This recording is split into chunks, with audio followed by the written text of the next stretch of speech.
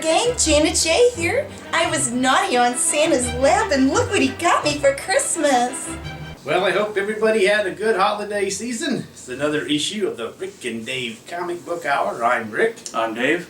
And once again, we will be going over the comics we got in the mail this past week. So I'll start it off with Supergirl, number 26, with Lobo.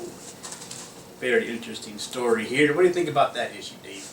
Well, it's a different take on Lobo than the previous one. It sure is. But he looks different too. And he looks different, so I'm not so sure if there's another Lobo out there. Well, he said he's looking for the imposter, so yeah, maybe he's the imposter. Maybe he's the imposter. Looking for the real one. But anyhow, he ends up on Earth and starts battling Supergirl. And she's getting tired of fighting everybody, but...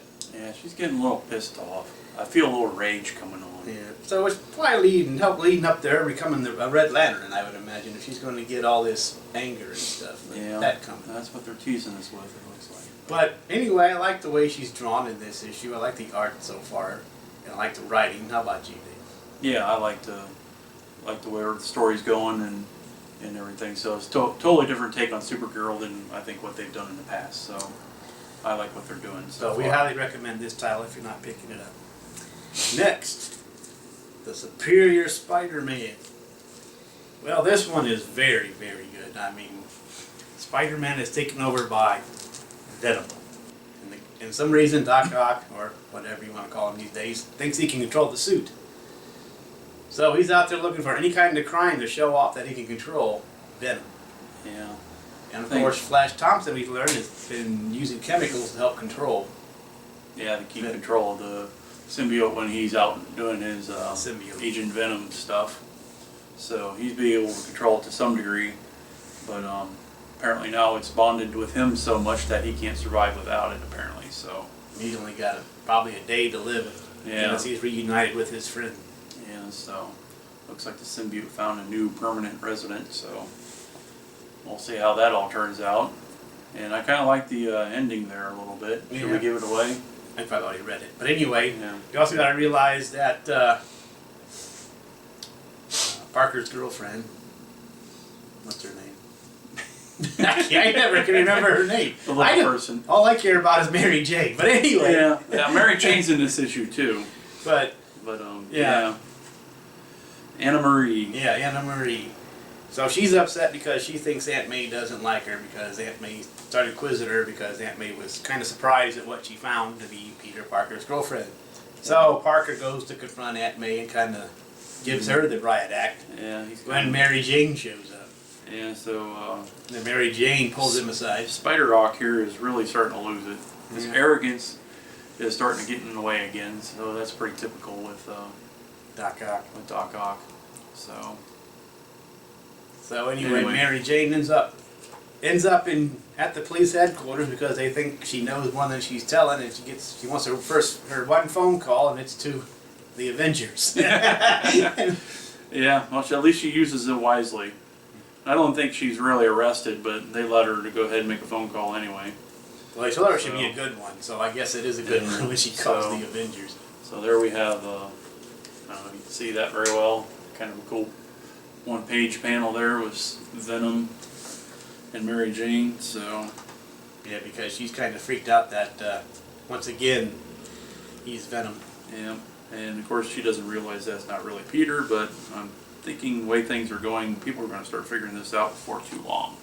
So the next issue is a big 25-issue, double-sized issue, so that'll be interesting. Save up your quarters so you can... Looks like the Avengers are going to be a part of it too. Yeah. Next up, what I received was Batman 66 with the Bookworm. And that's a pretty good tale. Now, if you're not reading this title, you should be. I also got my allotment of Vampirella. And I got Daredevil. And the Indestructible Hulk as well. So, that's what I received in the mail this time. What about you, Dave? Well, I got a couple of the books. Rick and I both obviously get Superior Spider-Man. But I've also been picking up Avengers Assemble. That is issue number 22.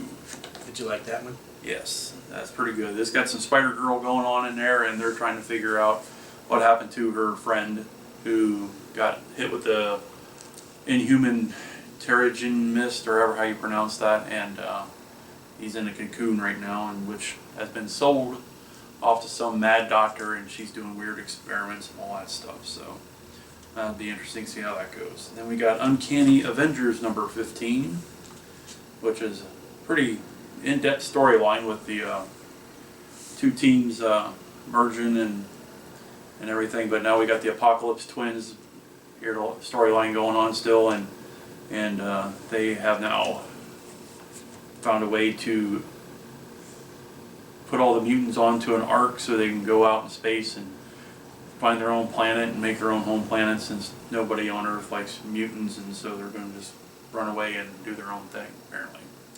So, of course, that doesn't always go so well with everybody, so yeah, just read it. It's pretty cool.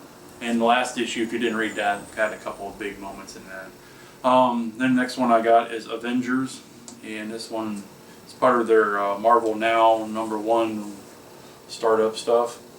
So you want to pick up a new storyline, it's a good place to do it. And it looks like all the stuff that the Avengers have been doing is going to come to a head and just be a real mess. But I like the first part because they're all having a party after they've been out in space and battling intergalactic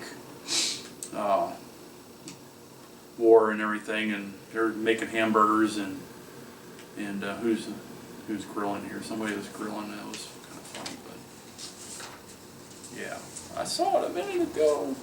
They got some futuristic stuff going on, and Iron Man from the future comes back to help them establish. Grill hamburgers? Can't grill hamburgers. Thor's trying to grill hamburgers. That's who it is. And then we got guys hitting golf balls off top of Stark Tower, and Hawkeye and Starbrand are shooting the golf balls before they hit the ground and making bets and so forth. And then we got the Hulk carrying a whole big platter of hamburgers. So I thought that was kind of a fun part of the book here at the beginning, just show a little different side to them instead of all being serious, which it turned into by the time we got done here, because the Hulk is launched into space and they're trying to stop a planet from destroying Earth. The Hulk is launched back into space again. Well, they ever learned about? They don't learn from the last time they launched. Well, he had to go. I got an idea. Let's launch him back into space. That was fun the first time. Yeah. Well, not in a bad sense. He was trying to stop the planet from, or whatever. And then we got the Fantastic Four number 15, and we got a lot of Doctor Doom stuff going on in this one. And another Fantastic Four from another alternate reality, and we learn more of why the Fantastic Four's powers have been acting the way they have been. And there's a Marvel girl involved in this, so we got all kinds of interdimensional time anomalies and all that kind of stuff going on there. So that's a fun book. And lastly, I also got Supergirl, so we already talked about that, so we won't go there again. But that's what I got, and a little bit of what I read here in the last couple days. So, all right. Well, I hope you enjoyed this recap of the books that we received, and look forward to seeing you another time. Bye. Bye. Shuttlecraft to Enterprise. Shuttlecraft to Enterprise. Spock here. Happy holidays. Live long and prosper.